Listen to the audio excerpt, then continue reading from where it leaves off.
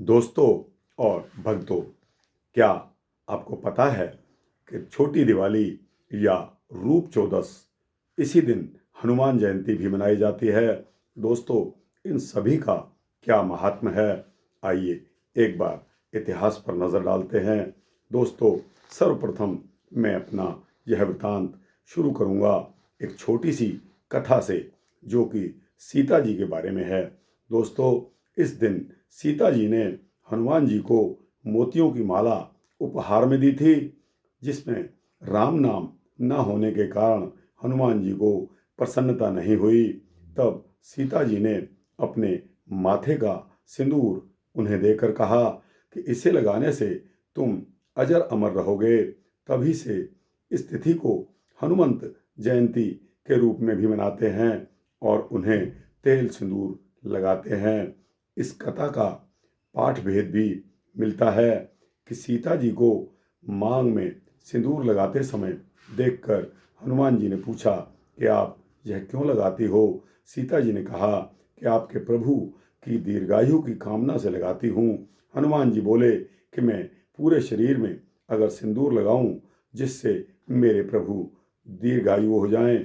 तब सीता जी ने प्रसन्न होकर हनुमान जी को वरदान दिया कि जो भक्त लोग आपको सिंदूर लगाएंगे उनकी मनोकामना पूरी होगी।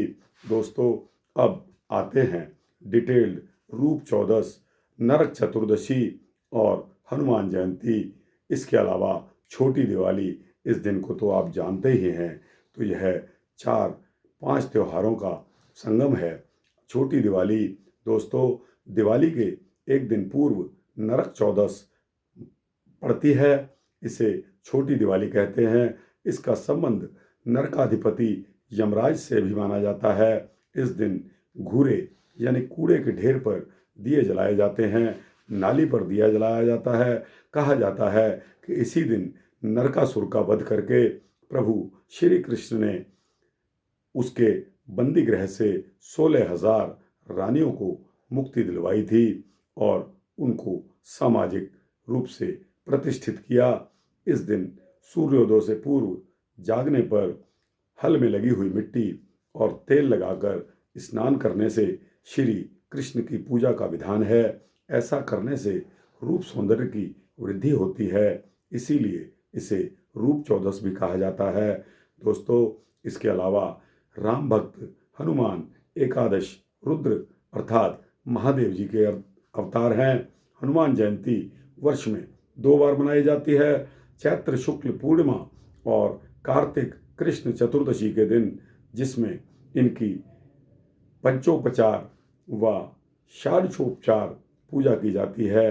घी में सिंदूर फेंटकर इनकी मूर्ति में लगाया जाता है, लंगोट पहनाया व झंडा लगाया जाता है। इन्हें लड्डू का भोग लगाया जाता है।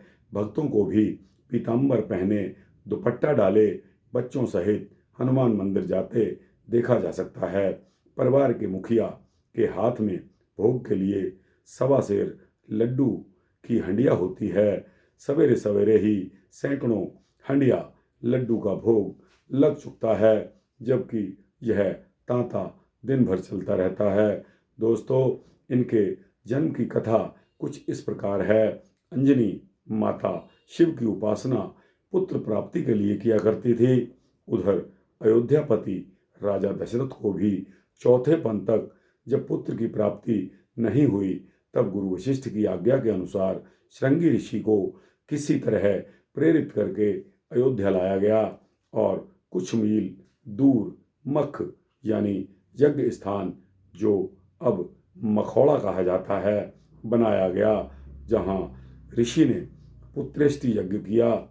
अग्नि स्वयं देव चरुखीर लेकर प्रकट हुए, राजा दशरथ को देते हुए इसे तीनों रानियों को बांटने को कहकर वे अंतर्ध्यान हो गए। दोस्तों, रनिवास में पहुंचकर राजा दशरथ ने स्नान श्रृंगार किया और रानियों को आंगन में बैठाकर हवि बांट दी। परम श्रद्धावनत होकर अंजलि में खीर लिए रानियां भगवान का ध्यान करने लगी। तभी एक चील ने सुमित्रा के हाथ से खीर उड़ा ली। अंजलि जहाँ अंजलि रोपे शिवजी से पुत्र देने की कृपा कर रही थी, वहाँ पहुँचते ही चील के मुंह से चरु छूट पड़ा और अंजलि में जा गिरा। उन्होंने इसे शिव प्रदत्त प्रसाद समझकर खा लिया, जिससे वे गर्भवती हो गई। उधर राजा दशरथ की तीनों रानियों ने हवि बांटकर खा ली, जिससे वे तीनों भी गर्भवती हुई। समय पर राम, लक्ष्मण, भरत और शत्रुघ्न का जन्म हुआ। उधर हनुमान जी भी अंजनी माता की कोख से बाहर आए। उस चरु की वजह से ही इनका जन्म हुआ, इसलिए ये राम जी के भाई भी माने जाते हैं। वायु द्वारा वह चरु अंजनी माता तक पहुंचा था, इसलिए इन्हें पवन पुत्र भी कहा जाता है। इन्हें जन्म देकर अंजनी माता ने तुरंत स्नान किया और कृतज्ञता में शिव जी को नमन करके बैठी। तभी बालक हनुमान जी ने पीछे से उनका कंधा पकड़कर भोजन मांगा। उन्होंने कहा, बेटा, मैं पूजा कर रही हूँ, तुम बाग में जाकर लाल लाल फल खा लो, हरा कच्चा फल ना खाना। आज्ञा पाकर वे बाग में पहुंच गए। सामने ही लाल लाल उगता हुआ सूरज दिखाई दिया। वह उछले और झट से सूरज को मुंह में रख लिया। अब पृथ्वी अंधकारमय हो गई। देवता दौड़े अपने राजा इंद्र के पास। जब पहुंचे, उन्होंने सारा हाल सुनाया।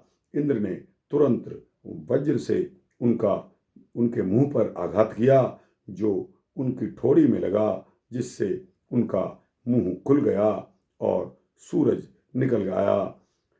पृथ्वी पर प्रकाश फैलना शुरू हो गया। वज्र की चोट से उनकी ठोड़ी, हनुमान जी की ठोड़ी टेढ़ी हो गई, जिससे उनका नाम हनुमान पड़ गया। दोस्तों, ये राम जी के परम सेवक हुए। राम का काम संवारा, सीता जी की सुधि लाए, लंका जलाई और लक्ष्मण जी के प्राण बचाए। श्री राम ने इन्हें अमरत्व का वरदान दिया। द्वापर में जब कृष्णावतार हुआ, तब भी महाभारत के युद्ध में अर्जुन के रथ पर विराजमान होकर इन्होंने रथ और रथी की रक्षा की। इन्होंने पहाड़ पर नाखून से रामायण लिखी, परंतु राम जी की इच्छा अनुसार ऋषि वाल्मीकि की रामायण प्रतिष्ठित हुई। दोस्तों, यह वृत्तांत नरक चतुर्दशी, रूप चौदस, हनुमान जयंती, छोटी दिवाली के हैं। आपको कैसे लगे? अच्छे लगे हों तो दोस्तों, इनको लाइक और शेयर करते हुए अपने दोस्तों, भक्तों, जिज्ञासुओं को अवश्य भेजना। और दोस्तों, गला ठीक ना होते हुए भी आज मैंने यह वृत्तांत आपके लिए इमरजेंसी के तौर पर दिए हैं। दोस्तों, इस चैनल को सब्सक्राइब करेंगे तो आपको इसी तरह के भक्ति वृत्तांत देता रहूँगा, ऐसा संकल्प है। दोस्तों, जय श्री सीता रामचंद्र भगवान की जय। जय श्री राधे कृष्णा।